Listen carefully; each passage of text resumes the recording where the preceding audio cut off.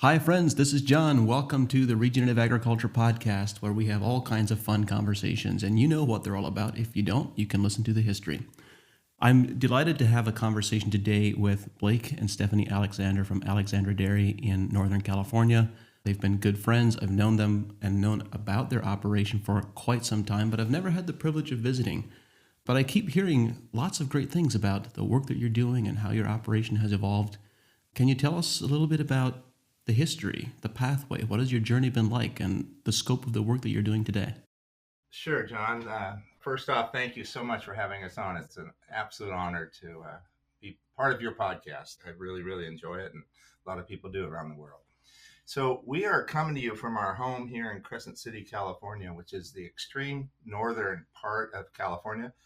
Our ranch is actually just 3 miles from Oregon, and we're right on the coast. And so we can hear the waves from our back window, our bedroom window, and it's a beautiful setting. We have green grass 12 months out of the year. We do have a dry season right now for about 5 months, so we irrigate. But we're in a beautiful climate that is absolutely meant for growing cool season grasses and grazing cattle. And we're also right on the edge, the northern edge of the redwood forest. And so it's just a wonderful little fog belt right here on the coast. And Blake and I are fourth generation dairy farmers, both on our mother's side, and our fathers both immigrated from European countries when they were teenagers. So we grew up really with immigrant parents and just a lot of things on the dairy and work ethic. And I grew up with a mom that was always outside with the calves or on the tractor farming and things like that. So we are both passionate. God gave us this passion for dairy, and I prayed I'd marry a dairy farmer and found him at Cal Poly San Luis Obispo, where we both attended college. That's a wonderful story. Did you start your dairy farm on your own? Did you take over one of the family dairies? How did that come about? A little of both, but where we live now, we started on our own in 1992. We bought like 500 acres, and then it's just been growing and growing here in Del Norte County, which was 100 miles north of where I grew up down in Ferndale, which is where my great grandfather on mom's side had started farming about 100 years ago. And our oldest son, Joseph, and his wife run that farm now and oversee that operation. And that's one of our 100% grass-fed milk dairies. And anyhow, so yeah, we've done a lot of growing on our own. The farm that I grew up on, that my dad had actually leased for 38 years, is no longer in our family. We never really owned it. And so I had this desire always to own land, and I just kind of had a burning passion for that for a long time. And then, of course, that's now morphed into, taking really good care of the land and being a great steward. We were really fortunate right after we bought this ranch, and we got a lucky deal where the owners financed because it was a kind of a bigger dairy. It was milking around 1,000 cows and just really, big for a grazing dairy. It wasn't a grazing dairy at the time. And we befriended a agronomist, John Schneider. And so he is the one that really opened our eyes to organic matter, and do everything you do to watch that organic matter and improve the organic matter. And that meant do no harm to the soil. And so we learned that some 32 years ago. Bring us flash forward to today. What is the scope of your operation today? And you have some very unique things that you're doing with grass-fed production, with A2 production, and so forth. Tell us a little bit about your branding. It's like you have a pretty awesome story of the full scope of everything you have going on. Yeah, we do, and sometimes just telling it makes me tired. So yeah, we've always been a bit aggressive in terms of trying new things. I was in a leadership program 33 years ago, that California Ag Leadership, and it really taught us how to think outside the box and not to be afraid, and kind of dare to be different type stuff. Was that with Tim Lascelles?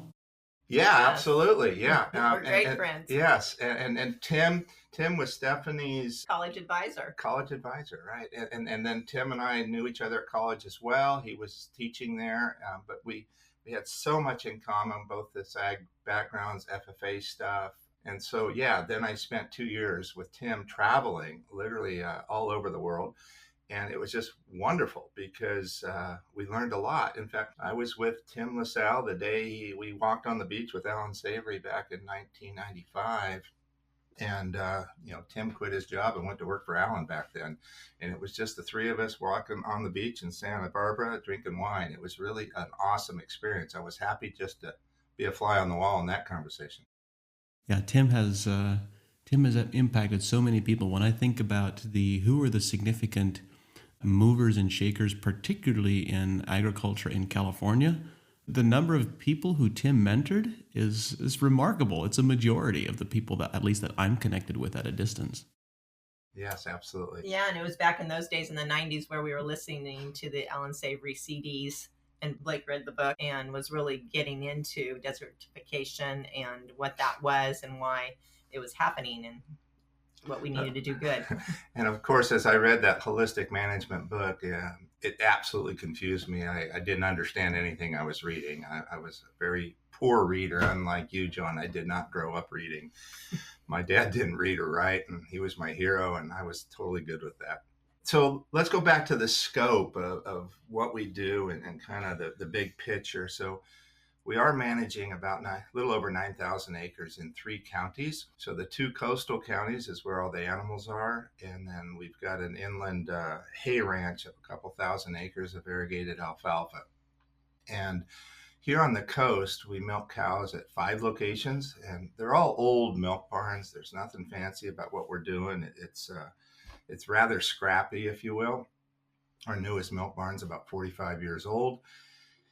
And everything we do is a grazing based operation. Like I was saying earlier, my grandfather started 100 years ago, but we've always been a grazing dairy, even during all those conventional years. Grass fed production has always been what we do, with a little bit of grain. When Organic Valley was starting and 100% organic program, we actually went to them and said we wanted to start one, and we'd rather do it with them instead of without them. 100% grass fed. 100% grass fed. And we were their very first grass-fed program, where we had 2 of our neighbors with 100 cows each, and then we had about 500 cows on the program, and started their first route. And that was fun. That was really encouraging, because nutritionally, we knew it was the right direction to go for people. And we just had to figure out how to do it for cows, right? Because we've had these dairy cattle that we bred in the U.S. that really don't like grass-fed production. And so they're not adapted to it. Yeah, absolutely not.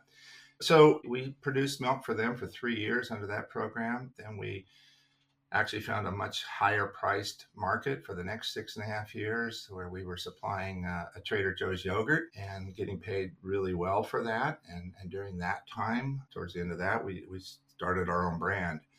And so our brand hit the shelves about 7 years ago, almost 8 years ago coming up. And I don't know, Stephanie, why don't you talk about kind of the egg program and what got us off the farm and a little bit into the marketplace? When we traveled to Pennsylvania and met up with Hugh Kerriman, and we'd already been learning from Jerry Bernetti and getting to know Dr. Paul Detloff through the years. But anyway, when we traveled to Pennsylvania, we went to Roman Stolfus's farm, and he was showing Blake and our boys the egg business. So we right away came home and took an old hay wagon and made a portable chicken coop. And really, we were raising kids, and we would go to farmers markets. At the time, we had a raw milk program at our farm, just really passionate about, and I was a Weston A. Price chapter leader. And so just doing it and living it. And in the sense of raising kids, it became a full-fledged business. Whole Foods found us when somebody's child was graduating from Humboldt State. They saw us in local markets.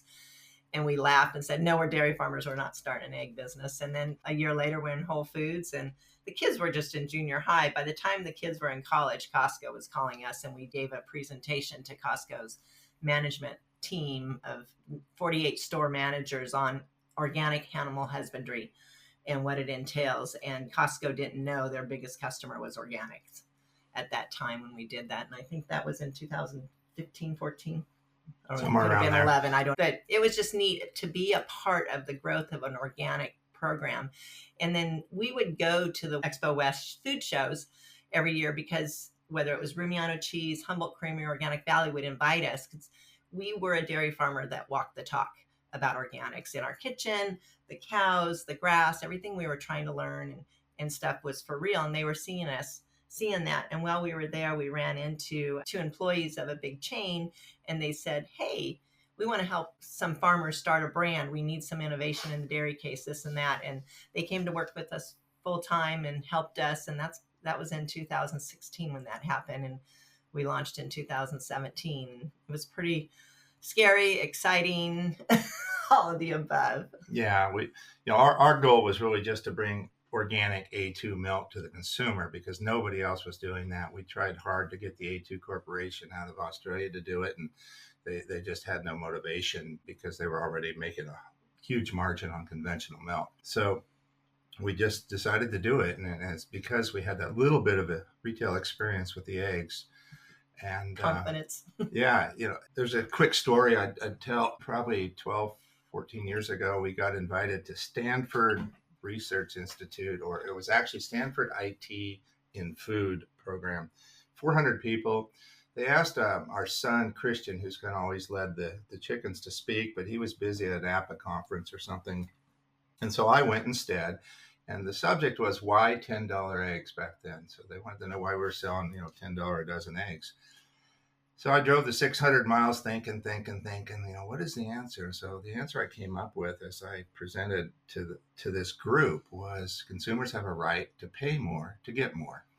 And so out here in California, we've got a lot of large city folks that they want what's best for their family. They want what's best for the planet. And and then some of them just absolutely want nutritionally the best product. And so we're trying to take the hard road at every turn and work, as hard as we can to make sure our chickens are on fresh green grass 365 days a year, and they're making an egg that has true color and, different nutrition pattern. And before we had our own eggs, I used to think an egg was an egg, and now I absolutely understand and can taste the difference. And so that whole experience and that concept is really what motivates what we do. And you also learned at that point consumers have a right to pay more to get something better. I think there's something fundamentally wrong with a worldview that comes up with that type of a question. It seems to me when we consider the macroeconomics of paying farmers well and what that means for the rest of the economy and what that means for nutrition and human health outcomes, a better question is why $2 eggs? Right. Exactly. Yeah. No. Yeah. I love that about your thinking, John. Yeah. And I walk in a grocery store and stuff, and I'm always shocked at what people put in their grocery cart. I'm just shocked. It's like, don't they know that's making them sick? Don't they know that has red dye in it? Yeah. Don't they know this, that? And it makes me sad. I look at the schoolyard, and that's where my heart really bleeds for these children that are so unhealthy and the obesity crisis. We live in one of the poorest counties in California. It's number 3 at the bottom. And you see that in their health. You really do. And that's where we want to make a difference, right on the home front, right in our community. Yeah. Our culture in this country, it is not educating people appropriately. We've got media that has an agenda. We've got marketing that has an extreme agenda, and nobody on mainstream is saying for health and nutritional health you need to go to the farm and not the pharmacy. And if we could just get that message across to people, I know our world would change. People could start to think clearer. They'd be healthier, and everything would be in harmony as opposed to what we have now. And we learned that quote, go to the farm instead of the pharmacy, when we were at an Acres conference in 2003. That was when our world just opened up, and Blake bought Gary Zimmer's book, The Biological Farmer. I stayed in a whole day class with Sally Fallon and learned about Weston A. Price principles. And we really just core level felt purpose in what our role is for the kingdom on nutrient dense food and where food should come from. And then God took care of the rest, and we just prayed. We were following God's will. There were scary decisions about Blake wanting to buy a ranch or something, and I was always scared, but I had to trust him and pray about it and just release. Yeah. So doing it for the food system in our nation. Yeah. The other awesome mentor that we met at the very first Acres was Jerry Brunetti, and became close friends for a lot of years. And it was just he was I'd say the one that really opened my mind up the most to phytonutrients and everything that's involved and how the soil really works. yet it was subtle, and it was very good.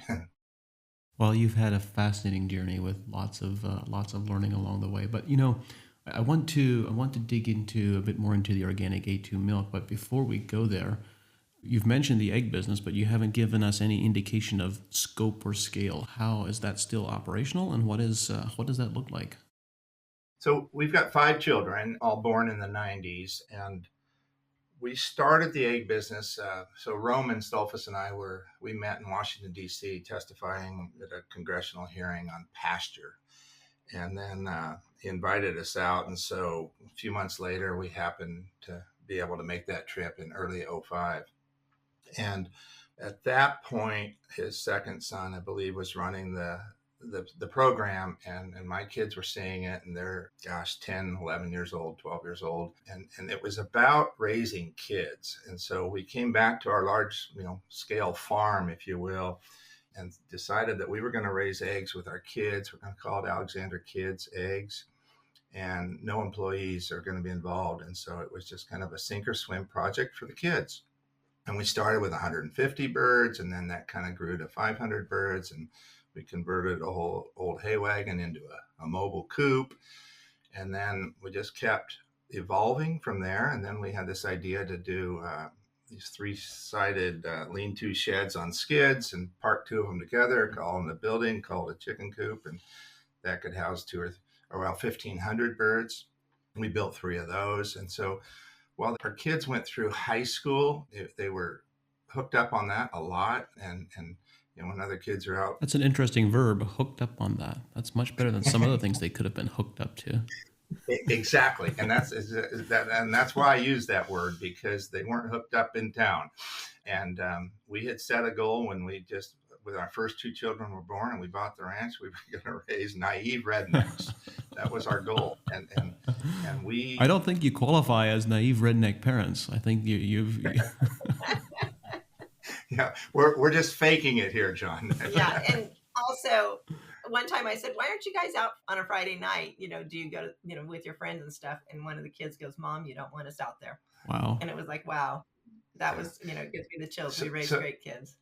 Right. And so they would literally bring kids out, and they'd be at a campfire at the egg ranch or vaccinating chickens till 10 o'clock at night with a bunch of their friends, things like that. And so that was just a really neat experience. And so then our kids start going away to college, which is 600 miles away. And then one's there, then 2, then 3. And then our oldest stayed to get his MBA. And so then we had 4 kids at college, and all the pressure of the chicken coops was on me and a fellow we had just hired to kind of assist. And so I'm delivering eggs every Tuesday, and that's like 100 and some mile one-way trip.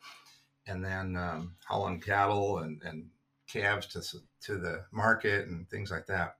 But during that time, our son Christian, number 2, was writing a plan to expand to 30,000 chickens. And so that was his senior project at Cal Poly. And so as soon as they started graduating, 3 of them came home within a year period, and we really expanded. We went to 30,000, and then we built for 50 or 60,000 hens. And so we got up to that 50,000 mark here about 3 years ago. Then we got bird flu in September of 22, which was quite the learning experience. So government comes in. By the end of the week, all the birds are dead, and we composted them. And then we came back from kind of the ashes of that mess over the next probably 4 or 5 months. We bought 4 truckloads of spent hens out of Wisconsin and got back on the shelves. And so today we're making about 15,000 to 18,000 eggs a day with 20,000 birds or so. We've got 10,000 young ones in the brooder barn right now. And we have about half the employees we used to. We sell our eggs for about $8 a dozen off the farm instead of $6. We decided it was going to be a profitable venture this round, and it is who we are. Thank you, Blake. That's a very interesting story. When you say we decided that it's going to be a profitable venture this round, this is, I think, one of the prevailing themes that I observe over and over is that farmers tend to not value themselves. And I use that phrase very specifically and very deliberately and consciously. I didn't say farmers don't value their product. I said farmers don't value themselves. And that is reflected in how they price their products. And so kudos to you for doing that. Yeah, thank you, John. I get a little tingly inside just hearing you talk about that because it's so true.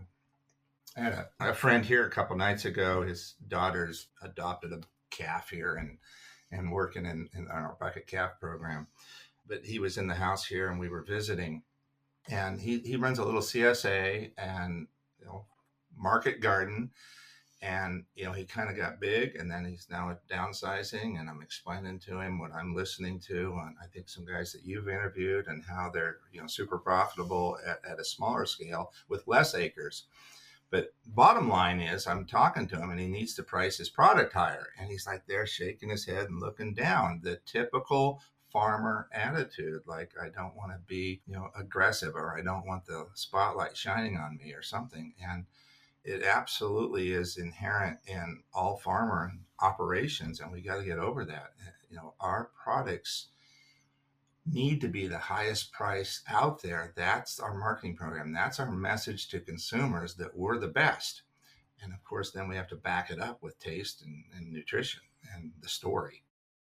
There's one of the books that I've frequently recommended in presentations to farming audiences is Secrets of the Millionaire Mind by T. Harv Eker. And it's fascinating to observe people's reactions. There is a large subset of people in the farming community who have an allergic reaction to the title alone. Yeah. I'm not a millionaire. I don't want to be a millionaire. They have this aversion to the idea of wealth. And that aversion is associated to self-value, the perception of self-value. And I've even said the greater your aversion to the title, the more important it is that you read the book. I totally agree. So true. And raising our kids here, we knew, cash flow and stuff. Dairymen deal with a lot of money, and then the egg business starts. But we didn't want to be looked at like the rich people in town. We drive old vehicles, old pickups. We're still in the same house we raised our kids, 1,800 square feet, and used every square inch, that kind of stuff. But to the market, we do have to take care of things financially. Along the line of that book, I don't know why, but this has been in my mind for a long time. Quite a few years ago, Stephanie and I were at a conference, and I don't really remember where and when and why. It was, it was somewhere, I think in Minnesota or something. And we walked downstairs to a little bit of area there, and these two guys were talking about billionaires as if one of them knew some billionaires, and a very serious conversation. But the statement was, billionaires don't worry about the little things. Now, this is me paraphrasing, but I've kind of been obliviously, running through life, not walking, but running, and buying ranches, doing things. And I certainly don't worry about the little things, even though the details are extremely important. I want to maybe just throw this concept in. When I was little, when we had 2 channels of TV, my favorite channel when I was in the house was our favorite show to watch was Mutual of Omaha's Wild Kingdom. And Merlin was once, Merlin Perkins, I think was his name. Call 800-228-9800. The number's still good. But Merlin was, Jim went in, we sent him in 3 days ago. I'm catching up, blah, blah, blah. And he's talking about, leopard eating this animal or something. And he made a comment that said that animals aren't burdened with the knowledge of knowing that they will someday die. And that just hit me so hard. I'm like 10 years old or something. First off, I didn't know if it was true, right? Because who knows what animals are really thinking. And so I've been watching animals ever since, wondering, do they really know? And my answer is yes, they do, especially watch a buffalo die. And then the concept was that I just decided I'm not going to burden myself with the knowledge of knowing that I might fail or that my decision might be wrong.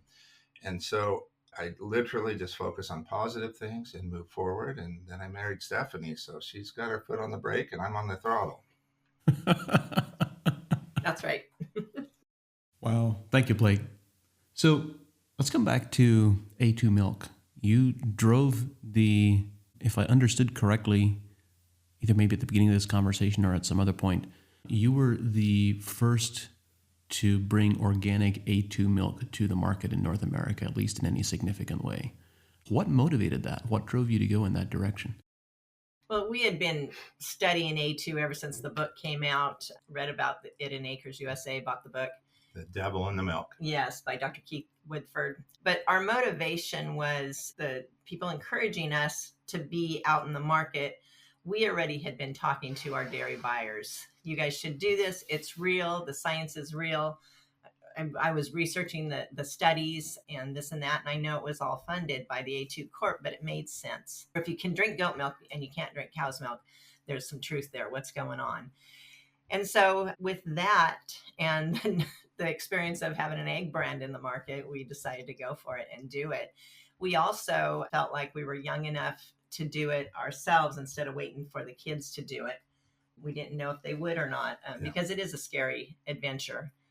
So, and I would try to offer up to your listeners, the perspective from a California farmer, a dairy farmer primarily. Right here in California, we pound our chest louder than the rest sometimes. And we've had the California Milk Advisory Board with the Got Milk ad and, happy cows and things like that. And those things kind of always subtly kind of bother me. And I try to look at it from a Wisconsin perspective, because we've got a lot of dairy friends in Wisconsin. And what they were saying and doing, and once we learned about A1 that's in the milk, the devil in the milk, it's like you can't unlearn that. It's like, now what in the heck are we going to do about it? So we're trying to explain it to people. And of course, we'd already made a decision to kind of, run upstream, if you will, as an organic farmer. We were the ninth dairy in California to go organic back when we did. And there were no markets. And so we helped create this organic market in Northern California, which was successful generally. And then we had this burning desire to get the milk right and to help consumers. Again, they have a right to pay more to get more. Then also in considering, the consumers needed a better product in the A2 organic milk. But also, there were many boxes we could check. We have riparian zones we fenced off and planted a lot of tree. We have a coho salmon story.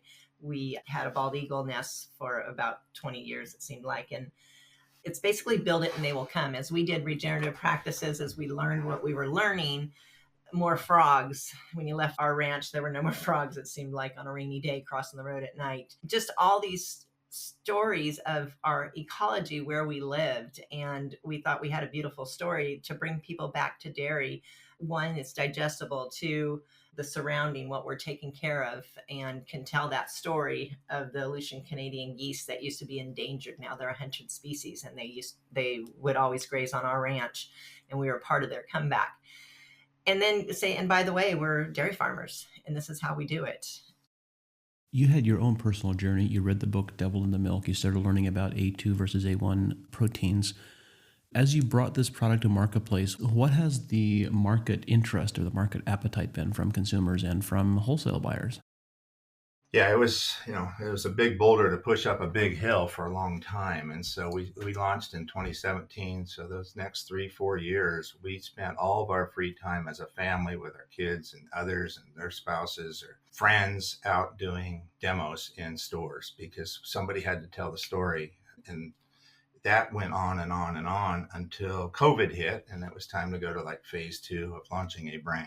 Yeah, and fortunately there was PPP money from the government, and I feel like that kind of saved us a little bit, because I think if we would have given up, we would have lost everything, the farm and stuff, because we bet it all to start the brand, and that was scary. So but the A2, the receptive thing, it was really neat as people said, oh, I can't do dairy, and we would give them a free 12-ounce sample and give them our card, call me personally and let us know how you do. And they would email, wow, I couldn't do dairy, but I can drink yours. And that was really exciting. We even ran into somebody who said, I was a raw milk drinker and moved to an area where I couldn't get raw milk anymore. So I bought your product, and wow, I can digest it like I could the raw milk, but also my autoimmune disease disappeared. she was dealing with eczema and dark circles. And, so with that foreign protein even still prevalent in raw milk. So for your listeners who drink raw milk, make sure it's A2. The A2 is a big deal. Well, the three of us in this conversation have read the book. We're familiar with what we're talking about. But actually, let's go back to the basics a little bit. What is A2 milk and why does it matter? A2 refers to the digestible protein in milk. It's all mammal milk historically was A2. Breast milk is A2, so we're raised on it if we're breastfed. Goat milk, water buffalo, a lot of the Bos indicus or the Bos indicus variety of dairy, which is prevalent in India, is all A2, like the Brahmas and stuff. But European breeds had a mutation, and somehow it got bred into several breeds. We've raised and tested a lot of Jerseys, and people say, oh, Jerseys are A2. They're not. So anyway, it comes back to the digestible protein. We do a DNA test on the cow or the heifer, and we find out, is she A2, or is she A1, or A1, A2? So we only milk cows that are A2 DNA. And that's why on our brand, we say A2.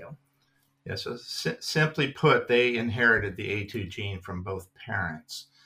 And the A1 gene, the mutated gene, there's a histidine where there's supposed to be a proline on this 209 chain amino acid. And when that histidine is there, this little 7-chain thing doesn't break down. They call that beta casein morphine effect, and it bothers people. And so, once you understand that that is simple, that is truth, even though it wasn't scientifically replicated at some university, when we read that, and we started to promote that concept by telling people, we got a lot of flack and a lot of arrows in our back because, oh, it's not real, it's not this. And no, it absolutely, this is truth. And so when you just boil it down to the truth, and you understand why people get a tummy ache from drinking dairy or eating dairy, it's like, wow, we could just fix that. Drink this version, not that one. So we do hear a lot of people say, oh, I can't do dairy, I'm lactose intolerant. And we explain it, and then they give it a try and they can drink our milk. So it wasn't the lactose at all. What happens when that protein chain sits in your gut, it kind of just sits there and doesn't digest. And then that lactose is still in there, not digesting, it ferments in your belly. And that's where that lactose intolerance symptom comes from. There's one other piece to launching our brand I think is important for listeners to understand. We had kind of two things that we would really promote and talk about. And we wanted to be a bit of a dairy disruptor, not necessarily with the A2, but with what our offering was. And we went back to an old-fashioned looking bottle that we had built. It's a plastic bottle, but it kind of looks like an old milk bottle, and cream on top and high percent butterfat in all our products. So we launched with a 6% butterfat whole milk. And so, again, we're giving consumers a reason to pay more to get more. And people responded to that. And we're not trying to go out and put a big dent in the market. We were just trying to sell to 1 or 2% of the people. That's all we needed, was to bring premium pricing to our farm, because we were going the extra distance to grass fed and graze our cattle and breed A2 cattle and all those things. And we needed to find a premium in the marketplace and truly get paid for what we were doing. How large is your market distribution geographically at this point? We started for the first 3-4 years just focused on the West Coast, primarily the three Western states. And I remember giving a talk to our team that, there's guardrails here on these 3 states, and we don't want to jump over the guardrail. We really want to stay in our region. And we did that for, like I said, the first 4 years. And then we decided to get some production in a ESL facility, which is the extended shelf life, or UHT, the dairy industry, ultra high temperature milk, which allows about a 90-day shelf life on a carton of milk, which then we could couple up with our yogurts that had a 90-day shelf life and kind of reach out over those guardrails. And so we then started to go nationally into Whole Foods and a few other stores with just a handful of SKUs. And that has grown and evolved. We came out with kefir 2 years ago that has done super well. And we've also added sour cream and butter this year. And so we now have more SKUs that can travel nationally. And so we're across the country in about 3,300 stores. The high-end natural food stores, so Whole Foods, Sprouts, Natural Grocers, and and all the smaller ones along the way. We're not big in the big retailers because we don't want to be. We don't fit in there as well. Yeah, you don't have enough volume for that either, I would assume. So I am ignorant of ESL.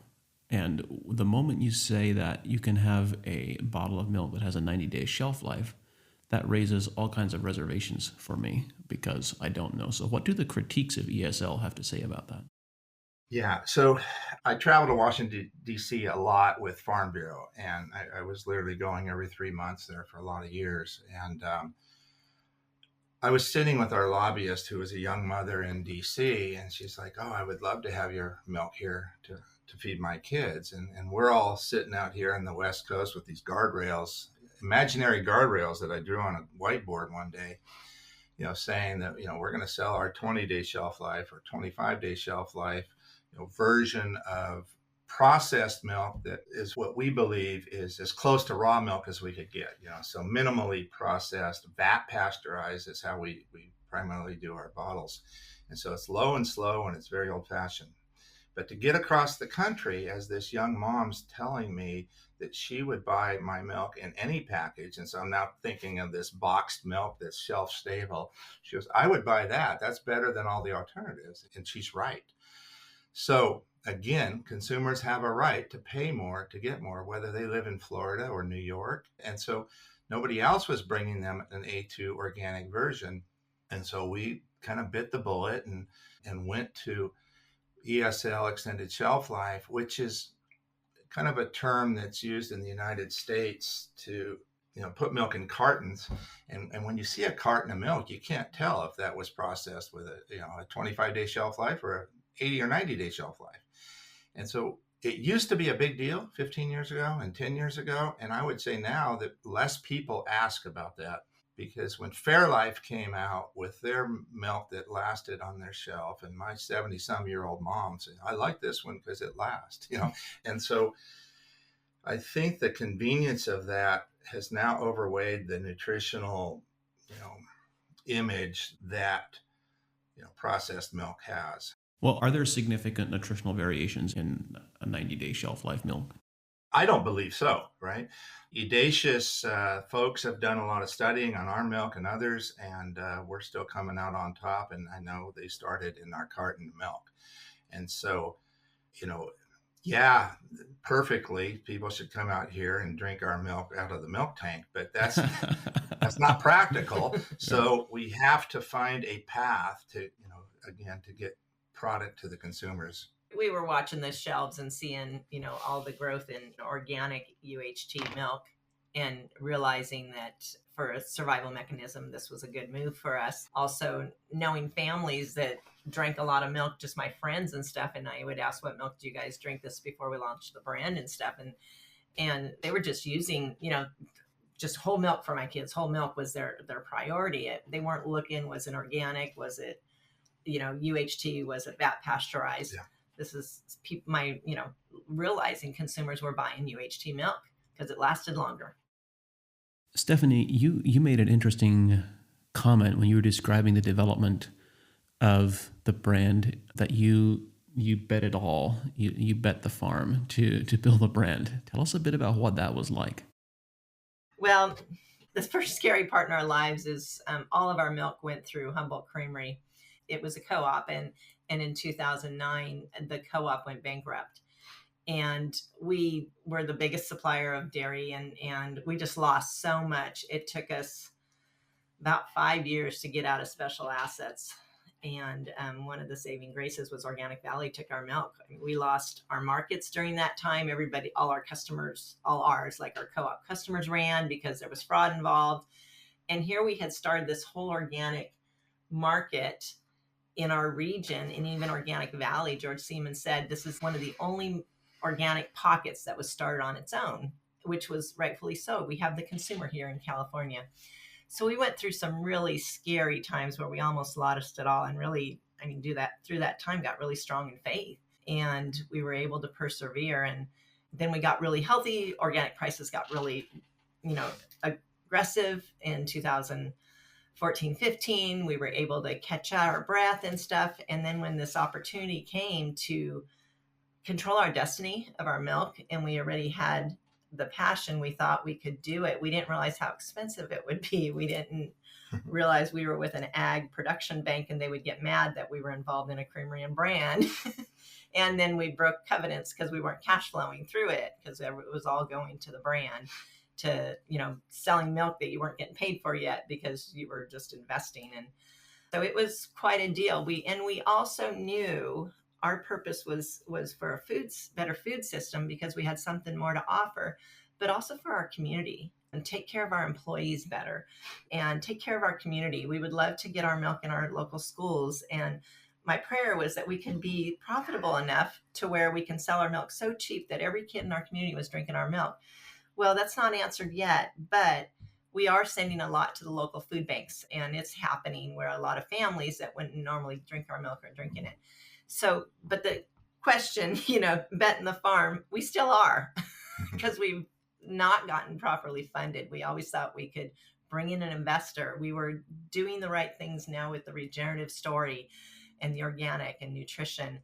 And a lot of the funders want to fund somebody that wants to start regenerative practices, or they want to fund somebody that wants to sell a brand that has a great incline of sales. And we just haven't got that yes. And I would just add to the story. So the Humboldt Creamery Co-op going down was a huge thing. My great-grandfather was a charter member there. My grandfather was on the board for 20 some years. My dad was on the board for 30 some years. And I was on the board for 2 years, and it went bankrupt. And it was a big, big thing in our world. Yeah. And we were 43% of the total volume at that point at this creamery that had become like the 5th largest organic brand in the U.S. And we were quite proud of the momentum and that movement. And, I think God weighed in and said, no, wrong path. And so, kind of pulled the rug out from under us there for a while. We took 5-6 years to catch our breath. And it was really, really painful and hard, but a lot of self-reflection and a lot of, okay, are we doing the right thing? And we do pray hard and try to, kind of pick up the signals when we can. And so, launching our brand and stepping out in faith, like Stephanie had mentioned earlier, we thought we'd leave that up to the next generation. And then when some people encouraged us to do it, we're like, what the heck? We're not that old yet. Let's make it happen. And so we kind of drug our kids through the process, and they've embraced it. And the oldest 3 are now married and working with us full time. Number 4 helps out quite a bit. And number 5 still hasn't come home yet from college. Thank you, Blake. It seems to me we now live in a world where regenerative agriculture is kind of having its moment in the sun. Right. There is a fair amount of media attention. There's lots of conversations that are happening even within the mainstream agricultural community. And there are many financiers and investors and consumers who are very passionate and are talking a great deal about regenerative agriculture. But particularly on the investment and the financing side, it just seems to me that the actual level of activity is completely disproportionate to the amount of noise. There's a lot of talk and not a lot of action. And so I'd love to dig a bit deeper into your experience. It would seem to me that you have an existing enterprise, a successful brand, and that you are the definition of an investable enterprise. If we authentically care about regeneration and regenerating enterprises and regenerating agriculture, then yours would be an outstanding, an exceptional case study and an opportunity to actually invest and make a difference. And so I'm really interested in your story. What's the process been like for you to seek to raise investment funding, and what has happened? What's been going on that front? Sure. It's a big question with a big answer, I guess. As we learned about regenerative, we were excited. We asked our oldest daughter, Vanessa, to participate in the pilot program with a couple of groups. Those were 3-year programs where they had selected a handful of farms around the world, really, 22 in one case and then about 12 in the other. And so we were part of these pilots for 3 years. And then we were launching that ESL, extended shelf life milk, into Whole Foods nationwide. And I told them that, we're regenerative. And they're like, okay, that's great. Whatever that means. Do you have a certificate? And no, we didn't. We didn't have a seal or a certificate. got off the phone, called both of those groups and said, are you guys ready to, make a seal and a certificate? And so this was the Regenerative Organic Alliance and the Savory Group, which was EOV, land to market, or what EOV, Yeah. ecologically Outcome verified. So we became the first number one farm that either group had ever certified. And so that made us the first regeneratively certified farm in the US and possibly around the world, I guess. And so pretty soon the Today Show's out here interviewing us and people are talking. And so we became this regenerative kind of example.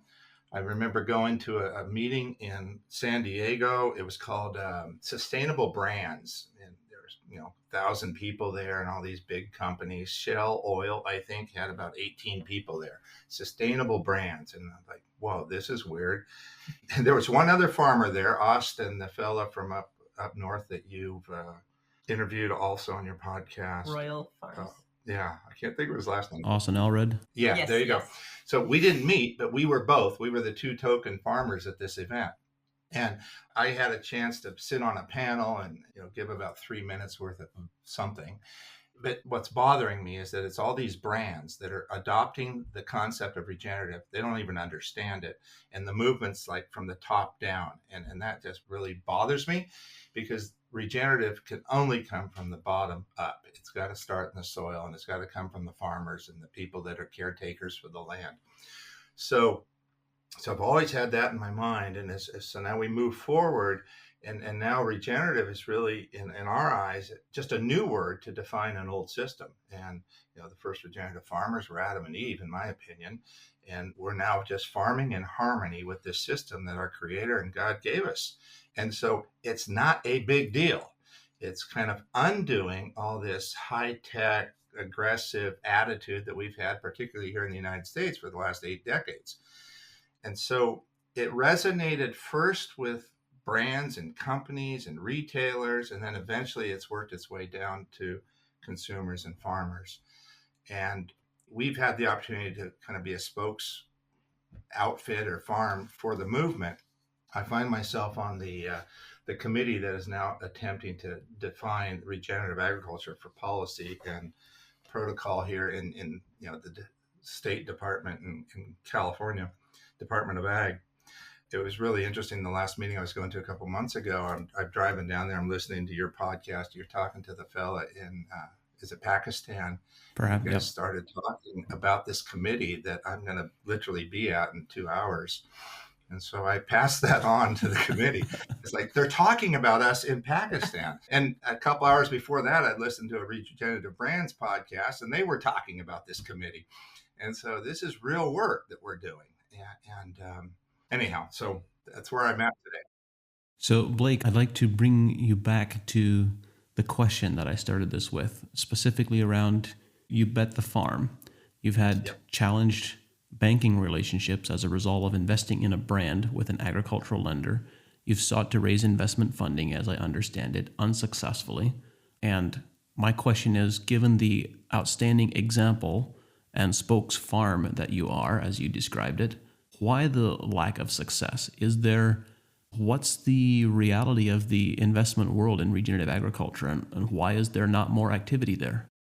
Yes, thanks for getting me back on track, right? And so the funders then jumped in and said, hey, we want to fund that type of agriculture, right? We're social investors, we're this, we're that. And so, we started attending things that, again, I got asked to speak at RFSI.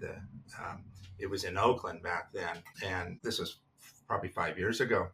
And it was interesting, it was fun, it was exciting, but we had a brand with our name on it.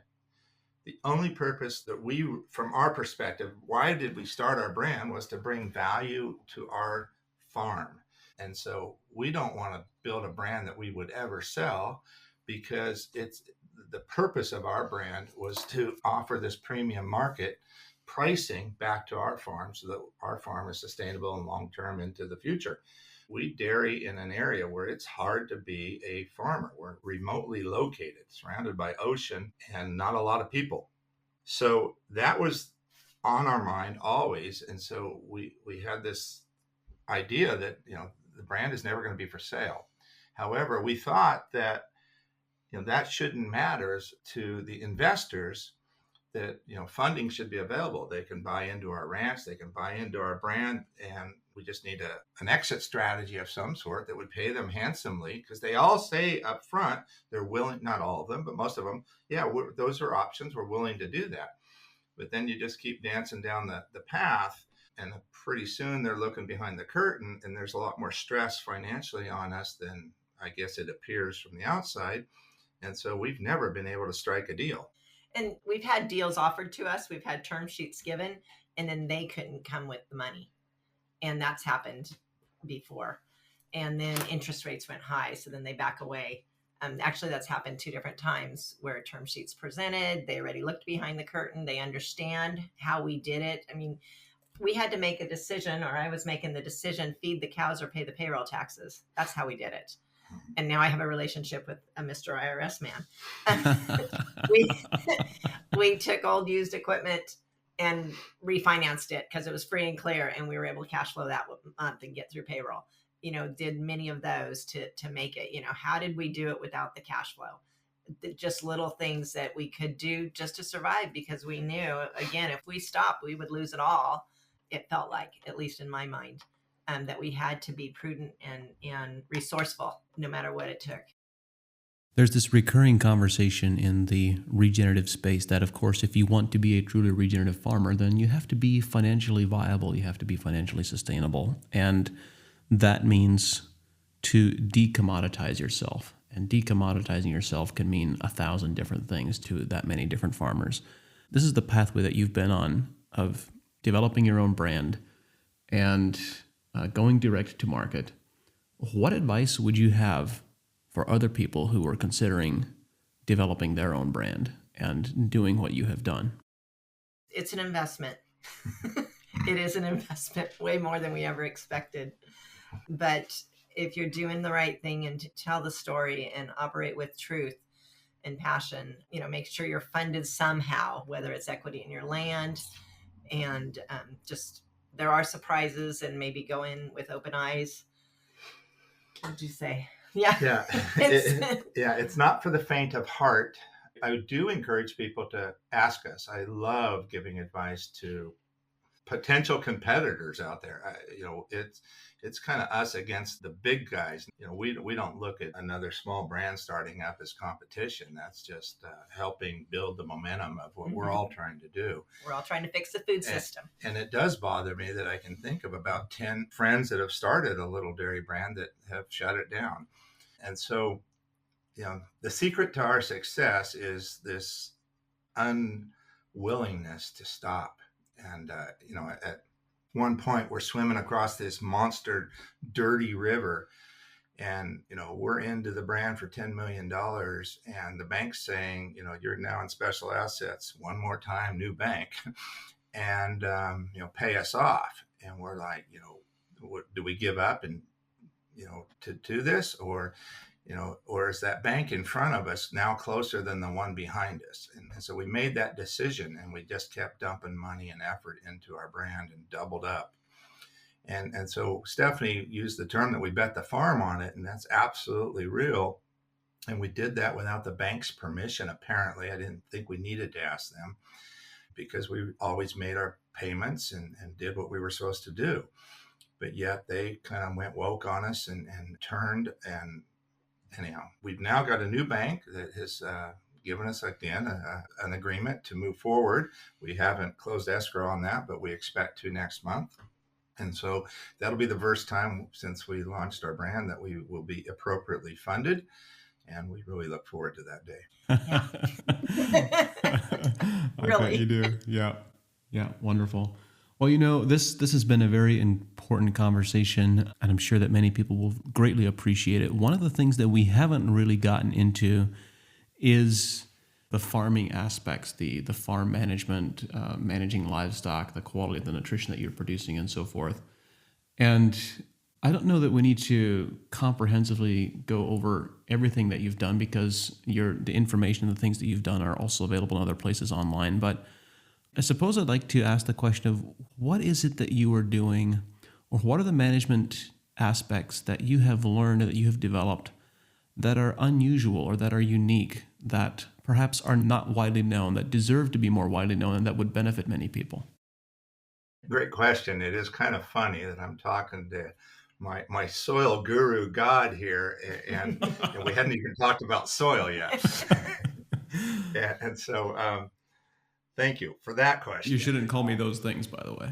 Yeah, I understand, but I do have you. I do have you on this pedestal, and you're the next. That's going to be hard to fall down from that. It's going to happen sometime. I know.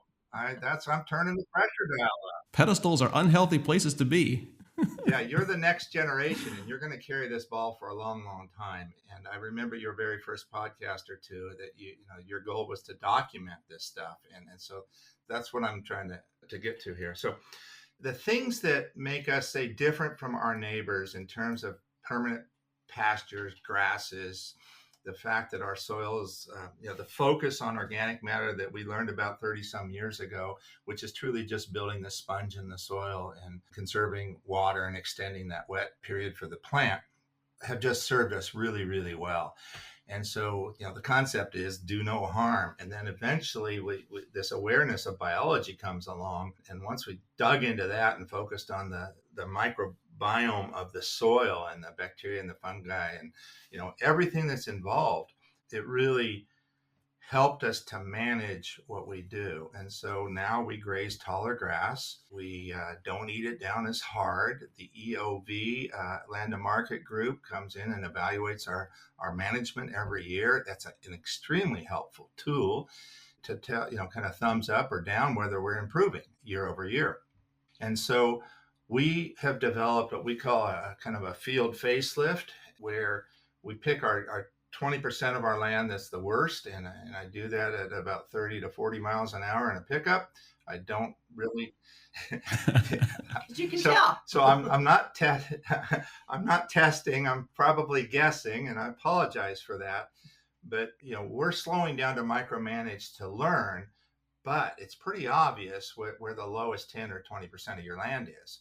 And so then we tend to overgraze that down, get it short, apply compost. We call it a 3X treatment: compost, airway, and harrow, and then broadcast new seed over it using a little four-wheeler. And so, yeah, we run 6,000 acres and we seed with a four-wheeler and a little herdsman electric spin spreader on the back. And we do that, and that has served us well. NRCS has come along with some programs, where Healthy Soils program, where then they kind of require you to do the same land 3 years in a row.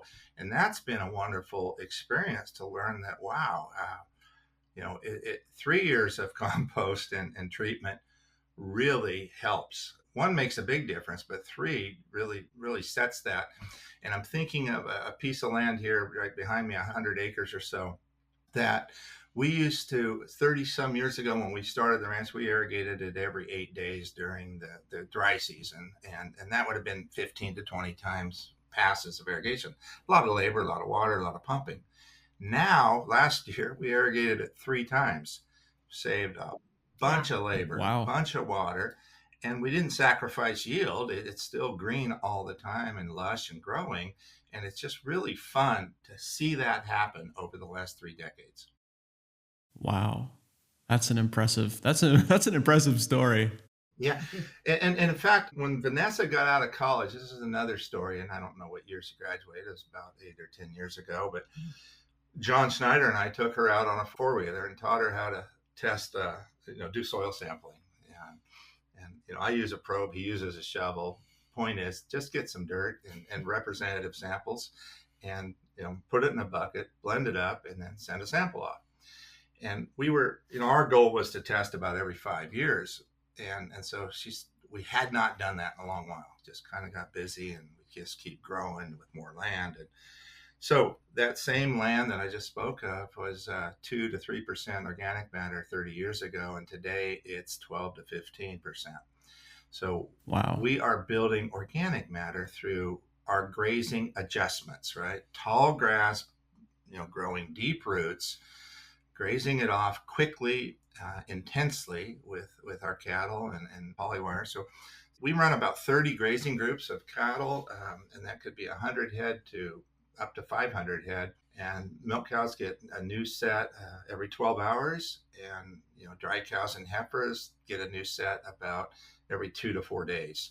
And we never go over 6 days is our rule, but we have to, we're not moving cows 4 times a day just because it's physically too much work.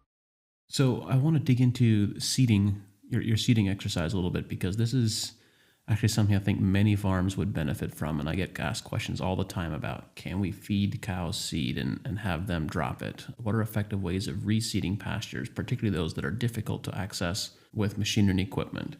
So what you're describing, are you doing the seeding before the soil disturbance with the harrow? Is it afterwards? Is it before rainfall? Like, how are you managing seed to soil contact and germination?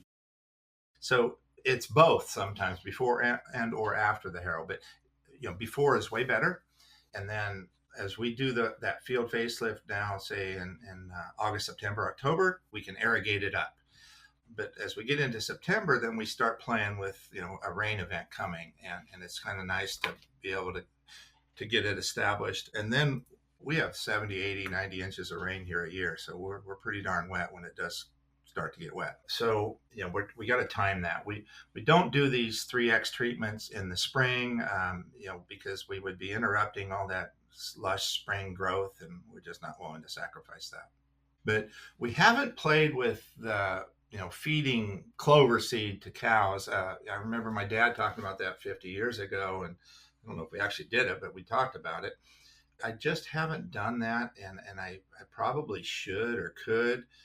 To me, that's just spotty, literally. And I'm more of a, kind of, we're gonna slow down and do it right and truly cause a disruption event. And so, no, I don't do that.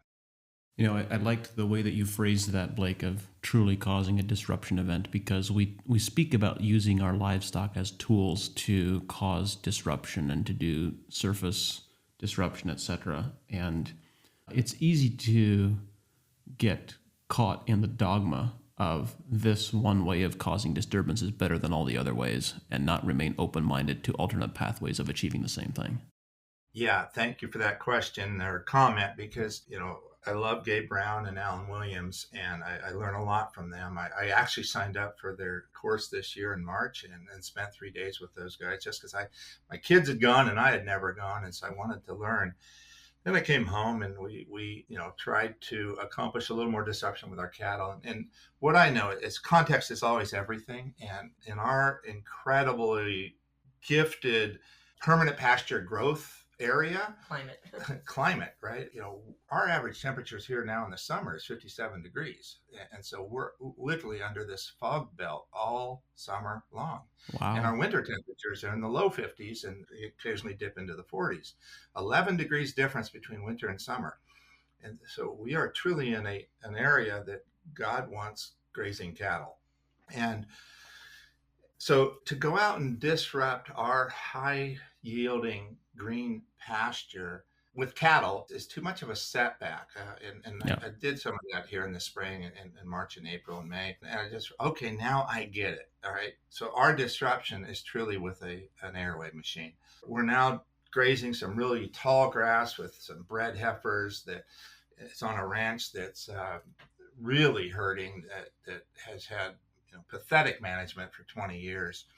And we're trying to rebuild the soil, and we're laying down a lot of material with using these heifers to lay down grass that we've rested now for 7 months. And that feels good on one hand, but as we were doing our first quarter financial statement, I'm realizing that our feed inventory wasn't where it needed to be for the bank. And it's like, what the heck's going on? Well, it's all that dang grass. I left 1,000 acres go for, to rebuild soil.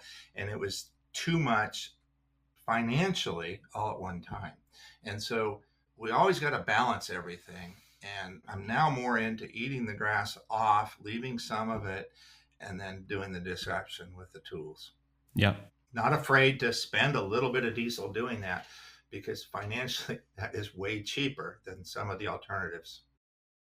Well, it's way cheaper than the loss of value in production that can occur as a part of that decision making. So you have an incredibly rich story with decades of experience, and I'm sure we haven't even begun to scratch the surface so far in our conversation. But what other particularly important pieces do you want to bring forward? What else have we missed? I'm sure your listeners know this, but we are so thankful for the mentors in our life. Early on in 2003, we got sent to Acres USA. Who in California knew about that back then, and getting their magazine and reading it all the time. We love the grazing magazine that we get. Blake's a YouTube education from YouTube kind of guy. And so it's the mentors, the Dr. Paul Detloff, Jerry Bernetti, Hugh Kerriman, and now our daughter has more. She talks about that I can't even recite their names that she's learning from. We're always learning. We're opening to learning. Our binders of health practices for dairy cows is huge, and sometimes we need to open it again and look at something else or try something else. But it's been an amazing journey, and we're real thankful for that. But we really, really appreciate the mentors in our lives. Great question. I'm here, pondering what direction to go in, and for me, it's Dare to Be Different. I was an FFA state officer in 1980-81, and it was a really big step in my life. I was 17 years old, and I got thrown into this world where I traveled for 300 days that year, and was speaking to high school ag classes about agriculture and different things. But one of the first deals that Mr. Davis, who was our advisor / leader / mentor, we had to write a speech and give the speech to some elected officials in Sacramento. And so he was helping me, and he gave me a poem, and it was, the title was Dare to Be Different. And it just really struck me, and it stuck with me, much like, the animals aren't burdened with the knowledge of knowing that they made somebody die. And so Dare to Be Different, strive to win, live life to its fullest. Christ had no sin. You can be different if you were strong. Live life to its fullest, not just so it's long. There's a few other deals in there, but it's like, it's just really sound wisdom in that. And so, you don't have to go through life accepting the prices that the conventional system is paying you for your farm products.